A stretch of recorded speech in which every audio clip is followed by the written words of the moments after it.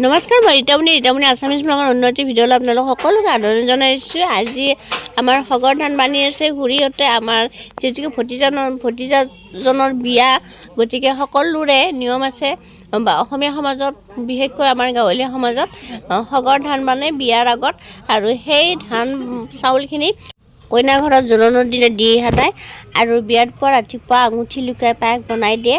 এনেকৈ আৰু বহুত কিবা কিবি নিয়ম আছে। ময়ো ধৰক তেনেকৈ নাজানো, শুনিবলৈ পাইছোঁ এইখিনি নিয়মৰ কথা। এয়া আমাৰ গাঁৱৰ মহিলাখিনি এইটো যিহেতুকে নিয়মে, গতিকে সকলোৰে ঘৰৰ পৰা এজন এজনকৈ আহি এই ধান বনাত আমাক সকলোকে সহায় কৰি দিয়ে। সকলোৱে সকলোৰ ঘৰত যাব লাগে। সেয়ে আমাৰ ঘৰতো আহিছে খুৰীহঁত এই নিয়মবিলাক কৰি। গতিকে মই আমাৰ ঘৰত আজি মই দেখালোঁ, এইটো স্মৃতি হিচাপে ৰাখিবৰ কাৰণে আহিছে মানুহখিনি। গতিকে আপোনালোকক মই দেখাই আছোঁ। আৰু ঘৰতো আমাৰ পেণ্ডেল দি আছে, আমাৰ আলহী অতিথি আহিছে। কি কৰিছে আজি দেখাম ভিডিঅ'টোত, আপোনালোকে সম্পূৰ্ণকৈ ভিডিঅ'টো স্কিপ নকৰাকৈ চাই থাকক। আৰু বিয়াৰ গীত গাইছে বা সেন্দুৰ লগাইছে, কিবা কিবি এনেকুৱা নিয়ম কৰিছে। গতিকে যিহেতুকে নিয়মে আৰু সেই নিয়মটো পালন কৰিছে, আপোনালোকক দেখাই আছোঁ। আপোনালোকে চাই থাকক। আলহী অতিথি, মেহেন্দি আৰু কিবা কিবি এনেকৈ কৰিছে। চাওকচোন ভিডিঅ'টো বাৰু কেনেকুৱা নিয়ম, আৰু আমাৰ বিয়াখন কিমানলৈকে আগবাঢ়িছে। আৰু বিয়াৰ গীতো শুনক আপোনালোকে, বা কেনেকুৱা ধৰণৰ বিয়াৰ গীত গাইছে। আমাৰ এইফালে যেনেকুৱাকৈ গাইছে সেইটো সেনেকুৱাইয়ে, আপোনালোকৰ ফালে কেনেকুৱা আপোনালোকে কমেণ্ট কৰি জনাব।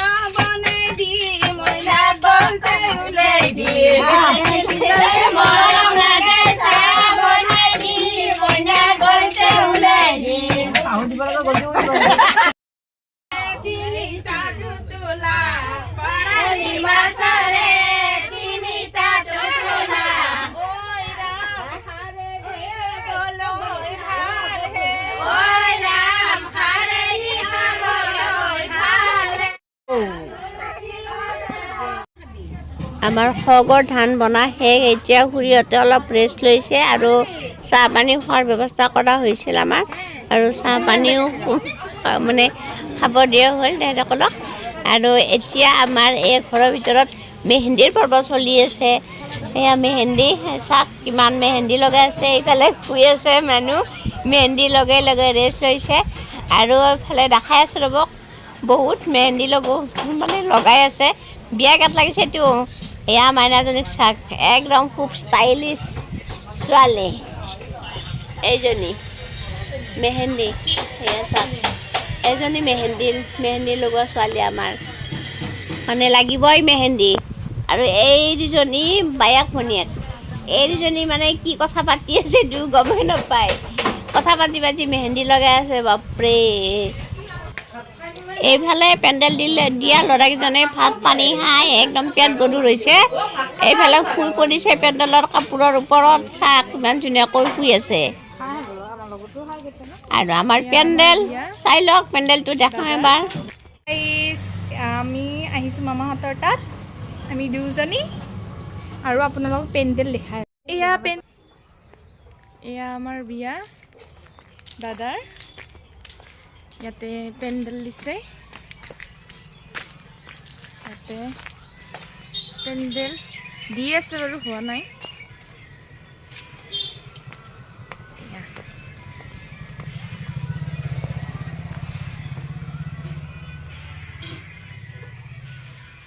ইয়াতে বাচন বৰ্তন ইয়াতে থৈছে ইয়াতে লাইট চাইট লগাই দিছে আৰু এইফালে ভাত খোৱা কৰিব ইয়াতে ভাতৰ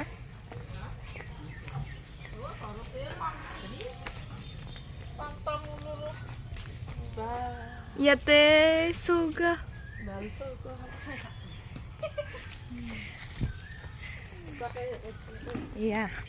ইয়াতে ভাত এয়া আৰু বিয়াৰ দিনা আপোনালোকে দেখা পাবই এয়া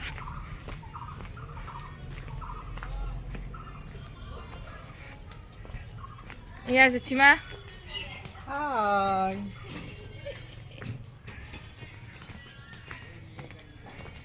এয়া পেণ্ডেল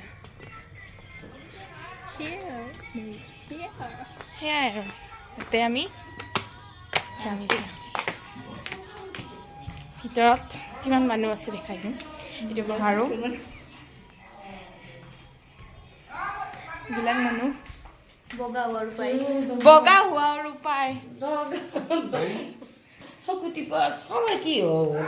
এয়া বগা হোৱা উপায় এয়া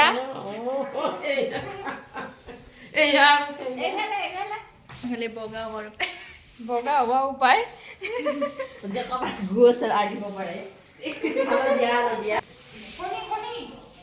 ইয়াতে ভাত খাই আছে মাইনাই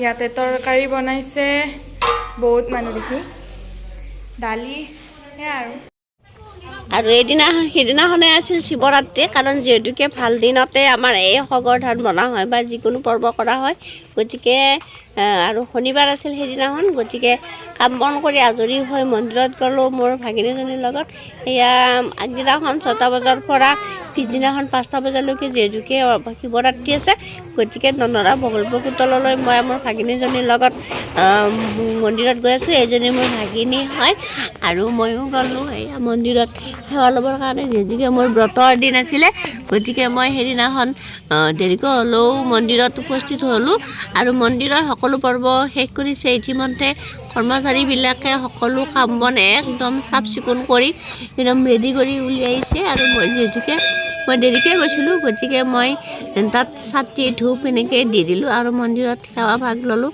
আৰু বহুত দিনৰ মূৰত যিহেতুকে গৈছোঁ যোৱাবাৰো তেনেকৈ যোৱা নহ'ল বাৰু শিৱৰাত্ৰিৰ দিনা আমাৰ নিজৰ ৰাজহুৱা নামঘৰতে মই পূজা ভাগ কৰিছিলোঁ এবাৰো মই আগদিনাখন আৰু শুকুৰবাৰে ৰাজহুৱা নামঘৰত মই নৈবেদ্য দিছিলোঁ মন্দিৰত সেৱা ভাগ ল'লোঁ আমাৰ ভাগিনীজনী আৰু মই আৰু খুব ভাল লাগিলে যিহেতুকে মই ব্ৰততো আছিলোঁ সেইদিনাখন আৰু আমাৰ দৰাৰ ভাগিনীয়েক টিকলি মোবাইল চাত বৰ উস্তাদ একদম মোবাইল পালে একো নালাগে আৰু উৎপাত বহুত গতিকে তাক মোবাইলটো দি এনেকৈ ব্যস্ত কৰি ৰখা হয় আৰু মোবাইলটো দেখাইছে শিকি চাইছে আৰু এতিয়া এনেকৈ মানে ভিডিঅ' কৰাৰ কাৰণে দেখাইছে আৰু ভিডিঅ' কৰিবৰ কাৰণে বহুত বদমাছ হয় সি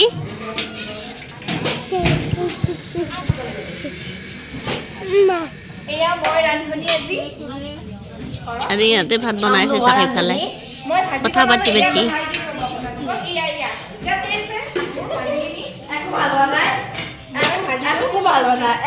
ভাল হোৱা নাই এইখিনি মই মাত্ৰ ভাজিলোঁ এতিয়া দালি বহাইছোঁ তাৰপিছত মাংস দালি মই বনাইছোঁ তুমি পিঠা বনাব এতিয়া দালিত মই তেল মাৰিছোঁ তাই মানে দিছে বইল কৰি কিনে